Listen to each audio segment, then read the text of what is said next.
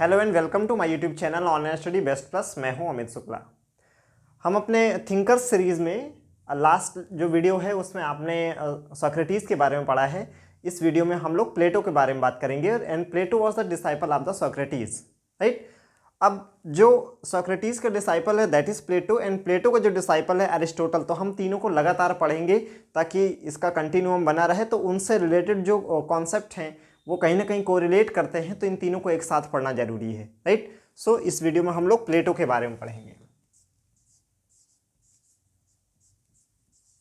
तो हमने last time क्या देखा कि जो सोक्रेटिस हैं वो क्या कहते हैं कि truth comes from the process of dialect. जो डायलेक्टिक मेथड है उससे क्या होता है, जो ट्रुथ होता है वो डिराइव होता है। यानी कि क्वेश्चन आंसर, क्वेश्चन का आंसर, फिर काउंटर क्वेश्चन, फिर आंसर, फिर काउंटर क्वेश्चन, फिर आंसर। तो this process is known as dialectic method. So right, तो ट्रुथ पे बहुत ज़्यादा यकीन होता है सोक्रेटिस का, लेकिन इसी सत्य के प्रति अनुराग के कारण उन्हें अपने जीवन का त्याग भी करना पड़ा।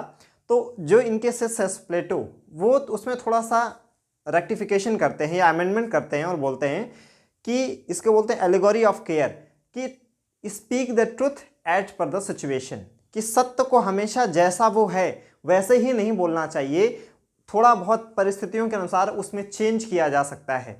कि कई बार क्या ऐसा होता है कि जो आप बात बोलते हैं वो सही होती है लेकिन वहाँ पे कोई उसको मानने वाला नहीं है, और इस हद तक लोग आपके अगेंस्ट में जा सकते हैं अगर आप अपने दावे पे, अपने बात पे अड़िग रहें कि आपको अपने जीवन से भी हाथ धोना पड़ सकता है। तो लोगों को कन्विंस करने के लिए ज़रूरी है कि आप जीवित बचे रहें। हो सकता है कि ये जो लोग आज आप पे एग्री नहीं कर रहे हैं, हो सकता है कल आपके चेले भी बन जाएं, लेकिन इसके लिए आपका जीवित रहना आवश्यक है। अगर आपका विरोध इस कदर है कि सत्य बोलने पे आपको मारा जा सकता है, तो अभी आप सत्य में थोड़े से चेंज कर दीजिए और फिर इन्हीं लोगों को कन्विंस कर लीजिएगा, राइट। तो थोड़ी बहुत ट्रुथ के साथ में डिप्लोमेसी करना सिखाते हैं हमको प्लेटो। तो प्लेटो क्या कहते हैं, speak the truth as per the situation and this is known as allegory of care. ठीक, अब जैसे सोक्रेटिस का जो मेन कंसर्न था कि what is the purpose of life, वैसे प्लेटो का मेन कंसर्न क्या है, इनका मेन कंसर्न क्या है, how to bring perfect state, how to bring perfect state. अब देखिए ये इनका जो कंसर्न है ये कॉन्टेक्चुअल है, मतलब कॉन्टेक्स्ट पे बेस है। जिस समय ये बात कर रहे हैं वो उस समय एथेंस में बहुत ज़्यादा करप्शन है, मेल गवर्नेंस है। So how to end the male governance in male administration in Athens, and that is why his main concern was it can be ended through the perfect state. So अगला question कि ठीक है ये जो male administration और male governance है ये end तो हो जाएगा, लेकिन हाउ। सो आंसर है perfect state. Then next question है how you will bring the perfect state. तो यहां आप देखोगे कि ये चीज इन्होंने सोक्रेटिस से ही सीखी है। मेन समस्या क्या थी कि एथेंस में जो चीजें हैं मेल एडमिनिस्ट्रेशन, मेल गवर्नेंस, उसका एंड करना, ठीक है, उसका उत्तर क्या है, परफेक्ट स्टेट। परफेक्ट स्टेट कहां से आएगा उसका वो आगे बताते हैं। How to bring perfect state, तो वो कहते हैं कि नेचर हैज मेड, इसके लिए उन्होंने आंसर दिया मेटेलिक थ्योरी। ये थ्योरी क्या कहती है, ये मेटेलिक थ्योरी जो है वो कुल मिला के हम समझ सकते हैं कि through this theory he will bring the perfect state. How, तो इस थ्योरी में प्लेटो कहते हैं कि nature has made three kinds of people, nature has made three kinds of people, gold class, silver class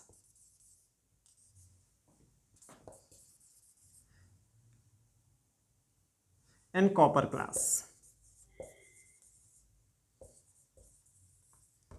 nature has made three kinds of people. तो ये जो gold class वाले हैं इनका अपना जो कंसर्न है वो अलग है, जो सिल्वर क्लास वाले हैं उनका पर्पज कुछ और ही है, उनका मेन एम कुछ और है, कॉपर क्लास वालों का कुछ और है।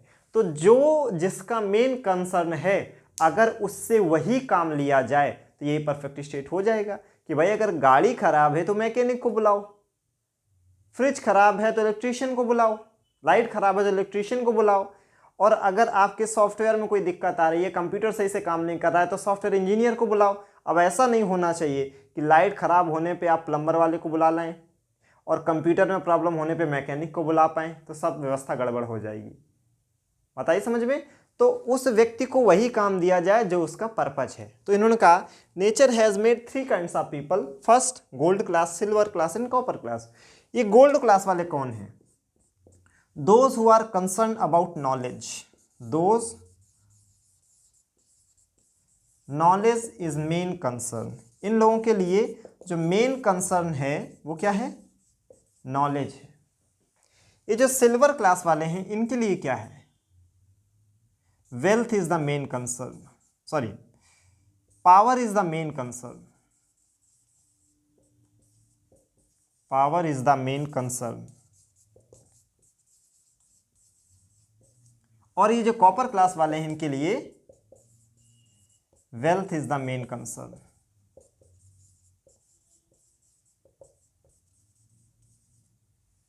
ठीक, तो अब जो नॉलेजेबल होगा, जिसमें विजडम होगी, वही तो शासन अच्छा कर पाएगा। तो इसके लिए इन्होंने कहा कि they should be the king. और यहां से उन्होंने जो कॉन्सेप्ट दिया, जैसे हम लोग बोलते हैं फिलोसफर किंग, कि जो लोग नॉलेज पे सबसे ज़्यादा कंसर्न रखते हैं, विजडम पे ज़्यादा कंसर्न रखते हैं, राजा या शासन प्रशासन, उन लोगों को संभालना चाहिए। जो पावर जिनका मेन कंसर्न है उनको सोल्जर बनना चाहिए, सैनिक। ठीक है। और जिन लोगों का मेन कंसर्न वेल्थ है उन्हें ट्रेडर्स बनना चाहिए। तो हो गया division of work and merit based selection.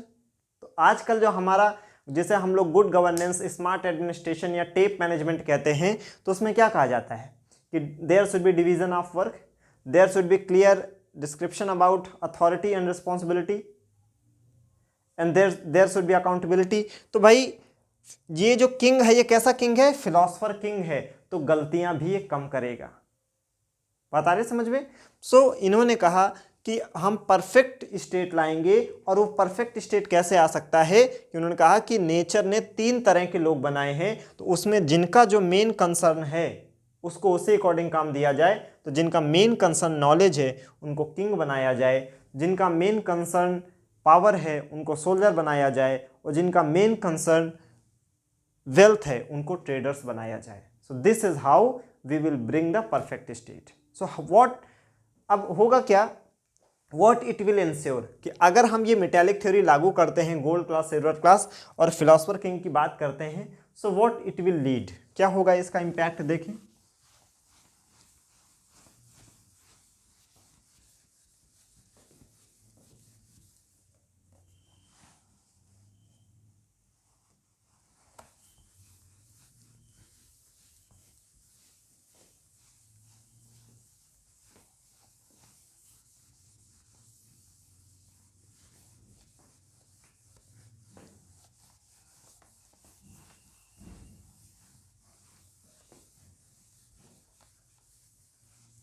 देखिए, इसका अगर हम लोग परफेक्ट स्टेट लाते हैं या ये फिलोसफर किंग की बात करते हैं, तो इससे हमें क्या हासिल होगा? आज के अगर हम इसको करंट पॉइंट ऑफ व्यू से देखें, तो जैसे कभी भी गुड गवर्नेंस पे क्वेश्चन आ जाए, तो यहाँ पे आप क्या लिख सकते हो कि even Plato has classified the people into 3 groups, gold class, silver class and copper class, so that there should be clear cut division of work. So what it will lead, impact क्या होगा इसका? देखिए, अब आप बताओ, जो knowledge पे ज़्यादा कंसर्न रखता है उसके जो डिसीजन मेकिंग एबिलिटी होगी वो भी अच्छी होगी। जब डिसीजन मेकिंग एबिलिटी अच्छी होगी तो एडमिनिस्ट्रेशन भी गुड होगा। इसका मतलब क्या हो गया? पहली चीज, it will ensure good governance. क्यों?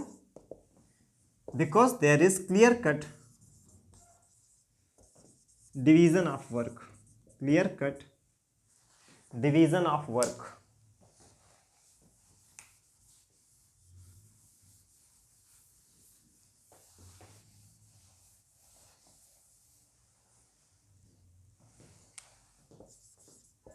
Clear cut division of work.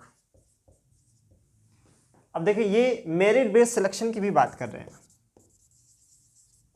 Merit based selection,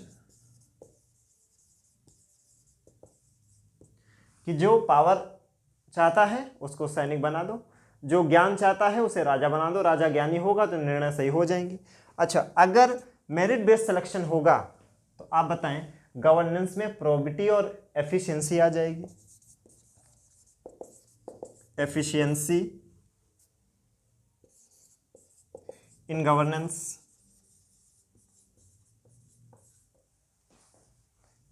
governance में प्रोबिटी आ जाएगी। ठीक, एक यहाँ पे जो हमें नोट करने वाली बात है वो ये है, नोट, कि प्लेटो उस समय के विचारकों में एक रेडिकल थिंकर माने गए कि इन्होंने फिलोसफर किंग के साथ साथ फिलोसफर क्वीन की भी बात की, कि तब जब महिलाओं को उतना नीचे करके देखा जाता था, उनको बहुत वैल्यू उनके प्रति नज़रिया लोगों का अच्छा नहीं था, उस समय प्लेटो ने केवल फिलोसफर किंग नहीं बल्कि फिलोसफर क्वीन की भी बात की थी कि अगर किसी महिला में ये गुण आ जाते हैं तो उसको भी ये पद राजा का मिल सकता है। तो नोट क्या है, इन्होंने जो वर्ड कहा फिलोसफर किंग, इसलिए he is known as radical thinker, radical thinker. लेकिन इनकी बातों में थोड़ा कंफ्यूजन भी हो गया। वो कैसे? जब इन्होंने फंक्शनलिज्म के बारे में बात किया, फंक्शनलिज्म पे जब इन्होंने बात किया, सॉरी ये हम लोग पढ़ेंगे अरिस्टोटल में, इनके बारे में, प्लेटो के बारे में एक चीज़ हमें और जाननी चाहिए कि जब हम लोग पढ़ते हैं कि जब हम लोग पढ़ते हैं वैल्यूज़ के बारे में, राइट, ये सॉरी वर्च्यू के बारे में, तो हमें 4 टाइप की वर्च्यू प्लेटो को बताए जाते हैं। So he also gave the concept of 4 cardinal virtues. तो इनका जो नेक्स्ट कंट्रीब्यूशन है वो ये है कि इन्होंने वर्च्यू पे जो अपना कॉन्सेप्ट दिया, जिसे हम लोग बोलते हैं सद्गुण। तो according to Plato there are 4 cardinal virtues. तो पहला क्या हो गया? Fortitude, fortitude. दूसरा हो गया टेम्परेंस, प्रूडेंस, प्रूडेंस, और ये हो गया जस्टिस। ये क्या है? 4 कार्डिनल वर्च्यूज, 4 कार्डिनल वर्च्यूज। उन्होंने कहा जो वर्च्यू होते हैं, सद्गुण होते हैं, वो 4 तरह के होते हैं, fortitude, temperance, prudence and justice. अब उसमें से ये जो 3 हैं, इन्हें उन्होंने कहा ये पर्सनल वर्च्यू है, कि ये अगर आपके पास हैं तो इसका जो सरोकार है वो पर्सनल है, लाभ या हानि जो होगी वो पर्सनल होगी। But justice is the social virtue. जो जस्टिस है ये कैसा वर्च्यू है? सोशल वर्च्यू है। तो हमने प्लेटो के बारे में देख लिया कि इन्होंने एलोगोरी ऑफ केयर का कॉन्सेप्ट दिया। फिर इन्होंने, इनका मेन कंसर्न क्या था? How to bring perfect state. वो परफेक्ट स्टेट कैसे आएगा कि लोगों को जो उनके पास, जो इनका मेन कंसर्न है, जो इनका मेन पर्पज है, अगर उसी के अकॉर्डिंग उनको जॉब दी जाए तो वो आ जाएगा। तो उसमें उन्होंने कहा गोल्ड क्लास मेटेलिक थ्योरी दिया। मेटेलिक थ्योरी हमने देख लिया। अगर मेटेलिक थ्योरी लागू होती है तो उसके इम्पैक्ट क्या हो सकते हैं, ये हमने देख लिया। गुड गवर्नेंस होगा क्योंकि क्लियर कट डिवीजन है। मेरिट बेस्ड सिलेक्शन होगा, ठीक है। अब मेरिट बेस्ड सिलेक्शन होगा तो एफिशिएंसी इन गवर्नेंस आ ही जाएगी, ठीक है। अच्छा, रेडिकल कैसे हैं? फिलोसफर किंग का कॉन्सेप्ट दिया है। कभी भी वर्च्यू पे क्वेश्चन आ जाएगा तो आपको ये जरूर ही लिखना है। तो देखिए, जैसे 4 आपको पॉइंट लिखने हैं तो आप इस तरह का भी डायग्राम बना सकते हैं। डिफरेंट टाइप का फ्लो चार्ट बनाएंगे तो वो थोड़ा आपका जो आंसर होगा, वो पेपर जो होगा वो बोरिंग नहीं लगेगा चेक करने वाले को, ठीक है। तो कौन से 4 वैल्यू हैं? फोर्टिट्यूड है, टेम्परेंस है, प्रूडेंस है एंड जस्टिस है। So this is how we studied the Plato as well. I hope आपको ना केवल इनके कॉन्सेप्ट जो इन्होंने दिए वो ऐसे समझना है, बल्कि ऐसे समझ पाए होंगे, बल्कि इनका यूज कैसे करना है आपको, चाहे वो केस स्टडी करें या कोई एथिक्स में क्वेश्चन आ जाए। So according to Plato, according to Socrates, according to Aristotle, जब इस तरह से डेफिनेशन लिखते हैं तो आंसर आपका बहुत मीनिंगफुल हो जाता है। सो अगर ये समझ आया हो तो लाइक करें, शेयर करें, सब्सक्राइब करें। यहाँ पे आपको सारे सब्जेक्ट के वीडियोस, अगर सारे नहीं तो एक दो अगर मैं छोड़ दूँ तो सारे सब्जेक्ट के वीडियो बहुत बहुत कम समय में आपको आंसर राइटिंग के फॉर्मेट में मिलेंगे। Thank you so much.